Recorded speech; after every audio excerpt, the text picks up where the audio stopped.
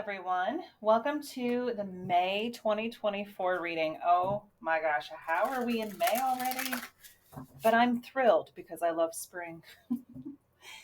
There's a lot of energy happening here in May. No surprise there. This is a year full of it, apparently. We had two eclipses, we've had some massive moments. We just came out of Mercury retrograde. Yay. So, I'm not going to get too much into it. I only know enough about astrology to be dangerous. So please feel free to consult a professional astrologer. Follow people like Yasmin Boland. So the sun is currently in Taurus and will be moving to Gemini on the 20th. We have a new moon in Taurus because the new moon is always in the same sign as the sun sign we're in. So that will take place on May 7th. I'll do a specific reading around that. Then we also have the full moon in Sagittarius on the 23rd because we will be in Gemini season at that time. So full moon's always in the opposite sign of the sun season that we're in. We already had the Scorpio full moon towards the end of April. So we're still in that energy. If you still need to release some things before the new moon on the 7th, highly recommend, especially with Scorpio, those deep feelings. Any resentment or bitterness or stubbornness that you need to let go of, because that's kind of the shadow side of Scorpios. Scorpios, I love you, I do. We all have light and shadow. Don't worry, I talk about all the signs. It's not just you guys. So if you have anything that you still need to let go of and release before this new moon on the 7th, please do so. It's always a good time to release. Feel free to get rid of any physical clutter as well. That also helps bring in good new energy if you're working with manifesting.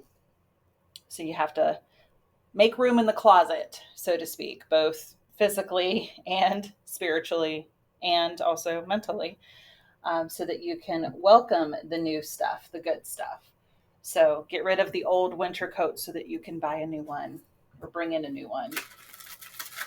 You get my drift. Some of the major transits that are happening: Mercury, the planet of communication. So just talked about retrograde. Mercury, don't worry, it's direct from Aries into Taurus mid-month on the 15th. So we'll talk about that later. Venus is moving. It's currently in Taurus. It will be moving into Gemini. So again, we'll talk about that later. Venus is the planet of love and money. And then let me back up. With Venus being in Taurus right now, Venus rules Taurus. So she's very much at home in Taurus. So hopefully right now you're seeing some good stuff happening with your finances, with your tangible stuff, maybe even in your love life. So yay, celebrate all the good stuff. Gratitude is the secret ingredient to manifesting, as I always say. Mars is in Aries all month. Mars rules Aries. It doesn't move until like the first week of June. So with Mars at home in Aries, be careful about being prone to outbursts, but it's also helpful for that start energy, for setting healthy boundaries. Good stuff to do all month long. And Jupiter is currently in Taurus, and it will move into Gemini on the 25th. Jupiter is a very expansive planet. It rules Sagittarius, so happy, fun-loving, outgoing, travel, all the good stuff. Jupiter's a very fun planet, so it's a little bogged down by Taurus. Taurus is like the womp womp to just not Taurians, please don't come at me. I just mean for Jupiter to be here, it's like, all right, calm down, really take a look at things. Remember that bull out to pasture wearing a flower crown, chewing on the grass, like, chill, man.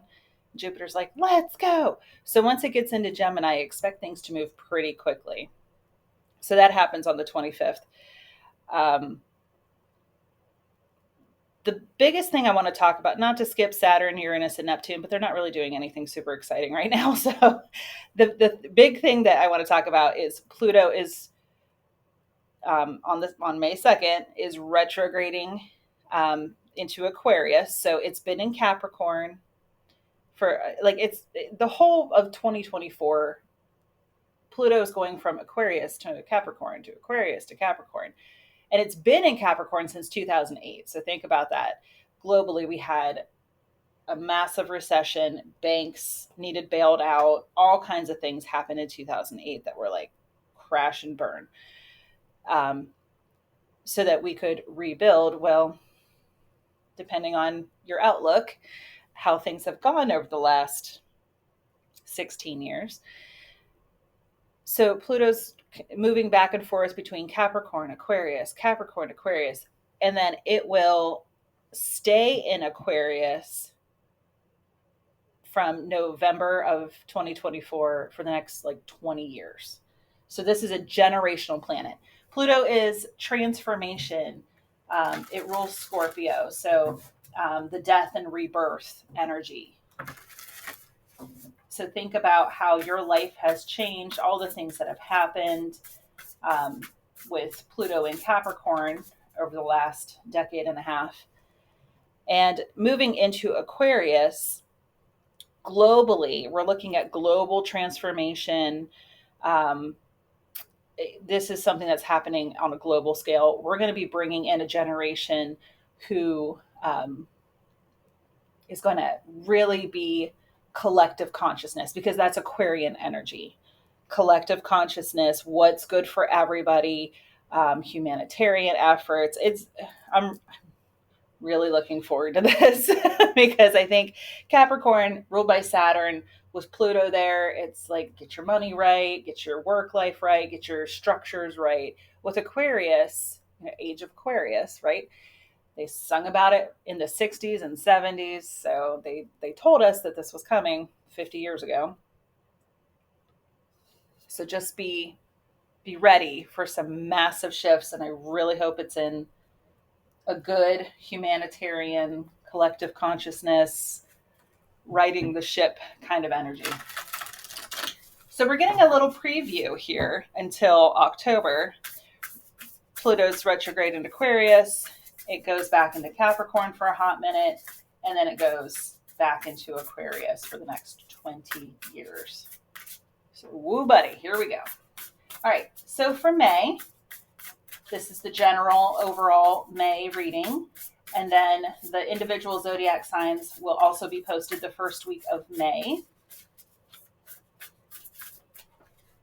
So what you can look out for. As always, these are general. Take what resonates, leave what doesn't.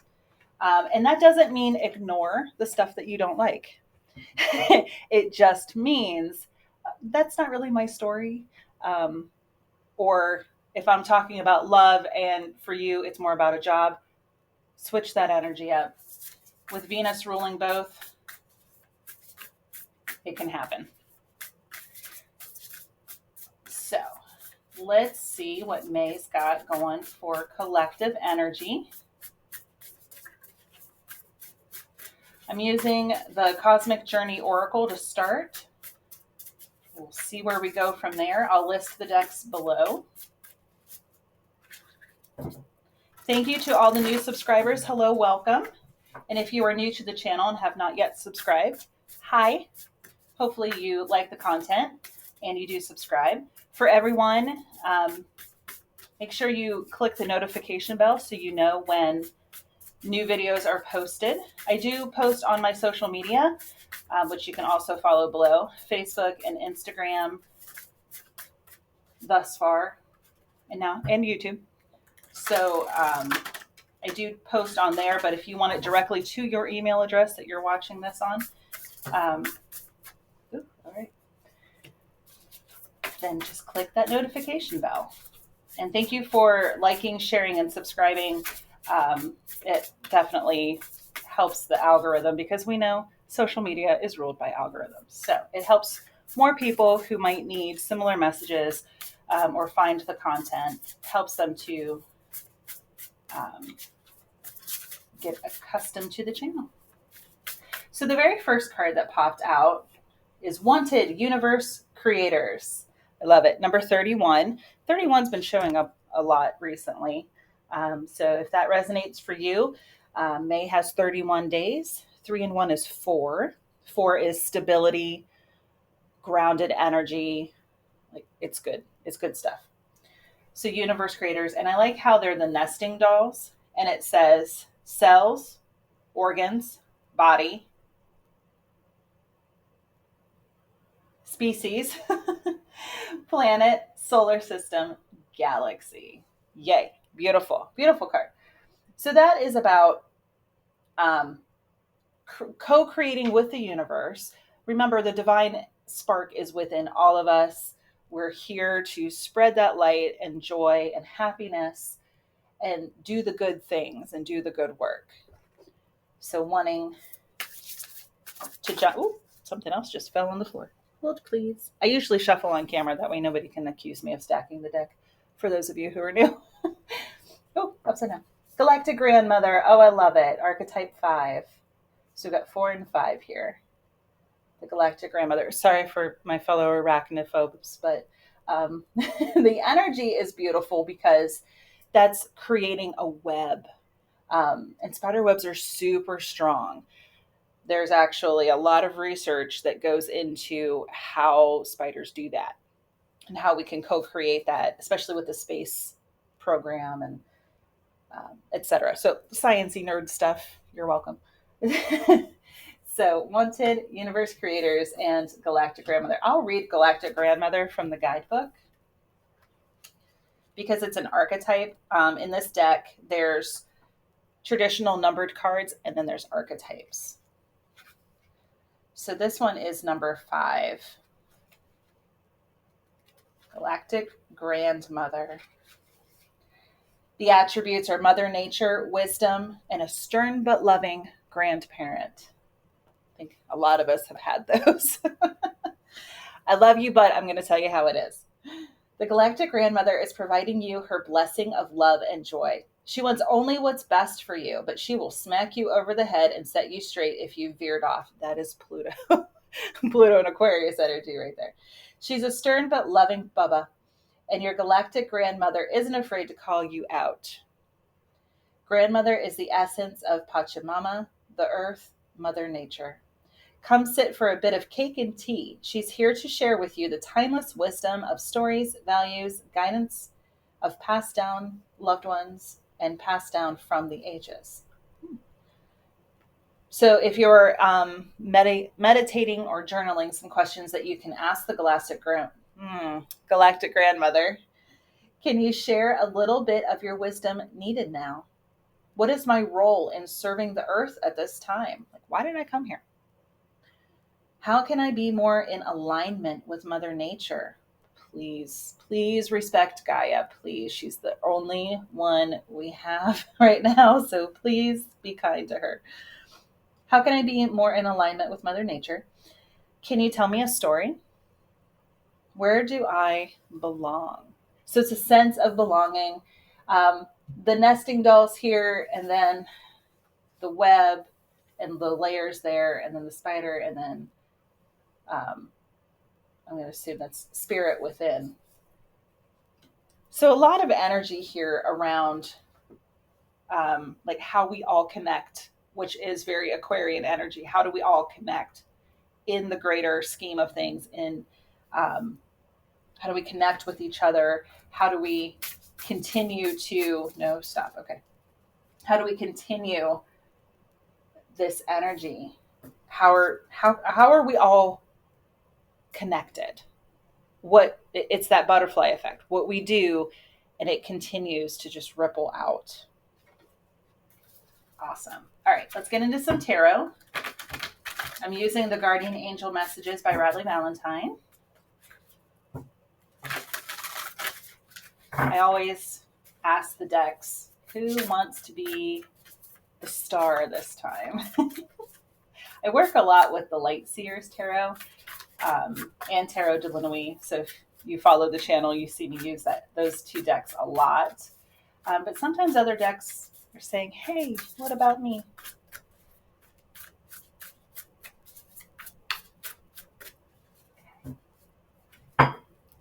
Ooh, Queen of Earth, which is Queen of Pentacles. I'm going to lay it out and then we'll get into it. Four of Wands. Ooh, Tower in the middle. Yes. Okay. I know. I'm weird. The Tower is my favorite card, and it scares a lot of people. The Tower and the Death card and the Devil scare a lot of people. Please don't be afraid. Okay. So this deck I don't read in reverse. Again, if you follow me, you know I will read reversals, but this particular deck I don't, just because of the nature of the deck. So we'll continue clarifying. Don't worry. The Queen of Pentacles, she is the boss babe energy, as you can see.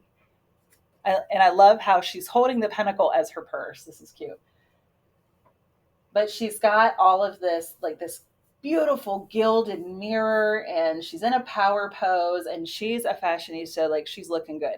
This is quintessential Queen of Pentacles energy. This is very Taurian. So how can you bring, if you're not already living this life, how can you, regardless of your gender identity, how can you bring this energy in? The queens are nurturing. Kings and queens are masters of their suit.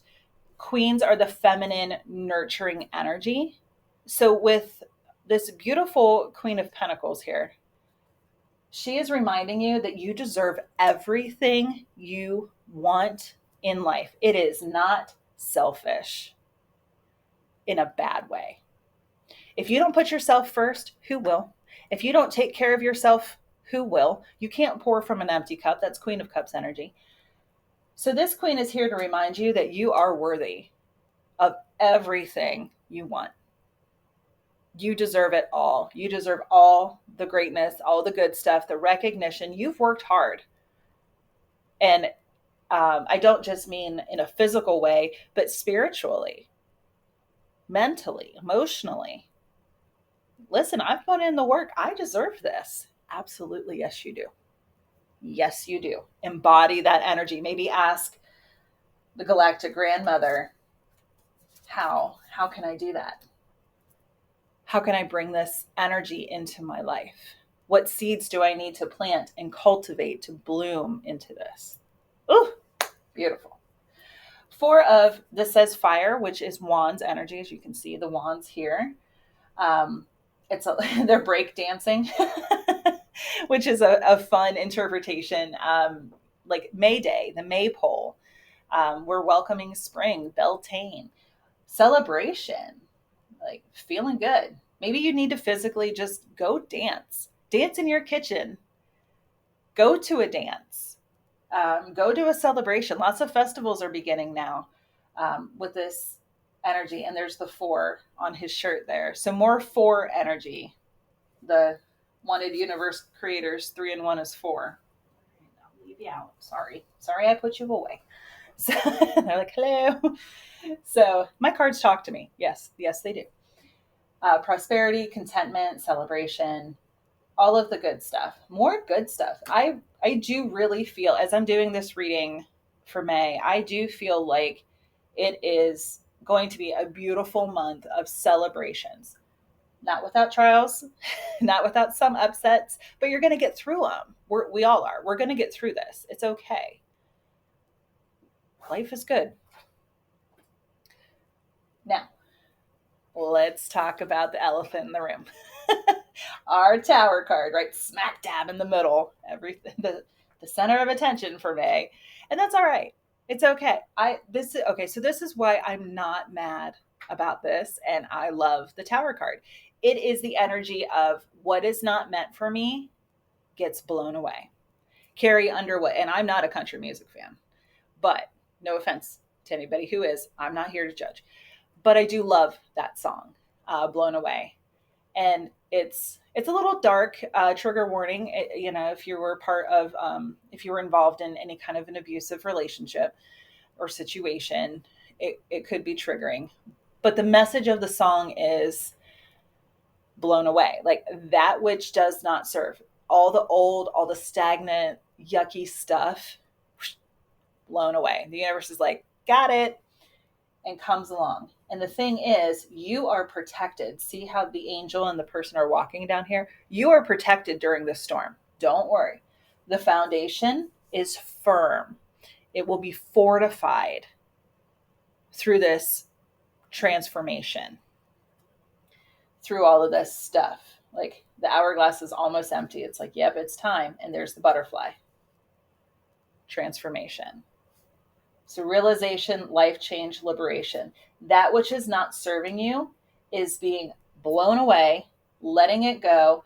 In doing so, you'll be liberated. I love that. You're taking your power back and saying, no more. Absolutely not. This, when we forgive a situation or a person or ourselves, it's a gift for ourselves. It doesn't mean that what happened was okay. You're not condoning bad behavior on someone else's part, but you're saying, I'm not letting it hurt me anymore.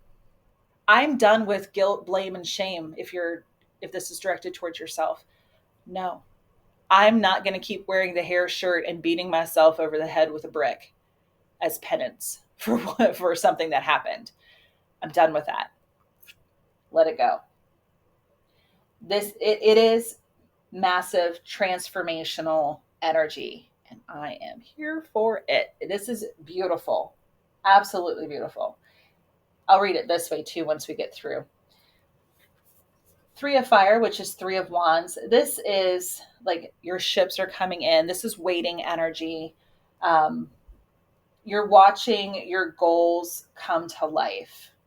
They're being realized. This expansive energy, that Jupiter energy, and having your vision, like vast horizons. It's really wonderful energy. In the Light Seers Tarot, she's got a surfboard, but there are no waves. But she knows that they're going to come. And when they do, she's ready. So this is about being ready as to accept all of this good stuff coming in. And finally, the Lovers. In traditional tarot, this was called the Choice. So it's like head over heart decisions. This is Gemini energy. Relationships of any kind. They don't just have to be romantic relationships. Like when you hang up the phone, you tell your mom or your brother or your best friend, I love you. It's platonic. It's not romantic. So relationships of any kind, mastering your emotions, making choices. So there you go. There's the Origin, the Choice card. What choices have you made? So I'm going to read this way now. So maybe what choices have you made that have led you to the good stuff or have kept you from the good stuff? What choices do you need to make to let things go so that you can get there? See what I'm doing? The 4 and 3, both those anchoring energies here is absolutely gorgeous. With the 4 and the 3 here, this is celebration energy. These are like bookends. It's time. It's time for this stuff. Hourglass. It's time for this stuff to happen. It's time to let go of those limiting belief systems, letting go of all the yuck so that you can get to this gorgeous energy. So do this evaluation. Ask the galactic grandmother, for advice and the ancient wisdom to know what choices to make, what to let go of so you can bring in the good stuff, because you are co-creating all the time. What you do doesn't just affect you, it affects the greater whole. Butterfly effect. Gorgeous. Absolutely beautiful energy. So let's get an affirmation card or two from the Law of Positivism. I know Mercury's still in shadow. I know. The Law of Positivism. Why can't I just say that word? Positivism. That one. Law of Positivism. Ugh. These are like mantra or affirmation cards. It's kind of stiff. I haven't used it very much. I think I need to. But because of the positivity, now see, I can say that word. Because of the positivity that I feel coming in here for May, I just want to get some good stuff. I'm going to use these in the individual readings as well. So be warned. I can't say that word. Positive. for somebody who was almost an English major in college, I'll tell you, sometimes words are just a little tricky. Okay. Oh, well, there's a galactic grandmother right there. That's Pachamama. I go deeper into the root of my physical discomforts to learn and heal. Card number 1. And I love the crow because I do, or raven. I love blackbirds. And this beautiful full moon energy behind her. So figuring out, and it could be physical ailments that can hold us back, but it's also physical, tangible things. So going deeper to the root of those discomforts so that you can bring them up for healing, so that you can learn and heal from that. So if that feels right for you, go ahead and use that as a mantra this month about going deeper, going within, figuring out what needs to be healed. Oh, card number 37. I open up to receive divine guidance and support to heal my life. And that awesome. I don't know if it's showing off on camera, but there's some sacred geometry here, which is beautiful. Receiving that guidance. So much of this is Spirit wants you to go and speak with them, go within, call in your highest, most loving spirit team, whoever it is for you. Angels, guides, ascended masters, loved ones. Everybody's here to help. And figuring out, where are these blocks? How do I release them so I can bring in the good stuff? Gorgeous. Love it. Oh, this one came out too. Sorry. 33. I didn't realize. They're kind of sticking together. My passion and visions are expansive as the sun. Oh, there's like an eyeball there. Number 33. My passion and visions are, I think it should say as, expansive as the sun. Beautiful. So open up this month to your intuition, your divine guidance.